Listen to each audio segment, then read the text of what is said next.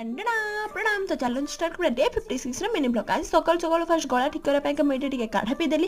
काढ़ा पी सारा पर जेजे मत कहला कि शाग भाजब कि शाग से भी पिता शाग से ये तेल में फुटण लंका रसुण फुटई देकी छोट छोट कटाई शाग आलू को पकईकी लुण पकईकी से भाजिकी 5 मिनिट रेडी कर पिता शाग भजा।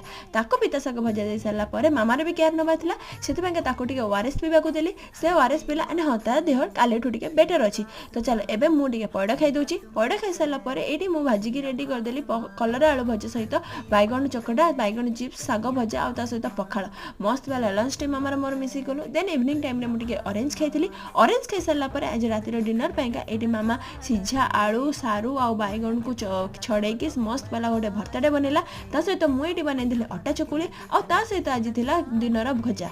तो यही सब खाई आज डिनरटा होता। जो मैंने सारू खाऊना भर्ता बन खाते देखिए फैन हो चल आज भी भल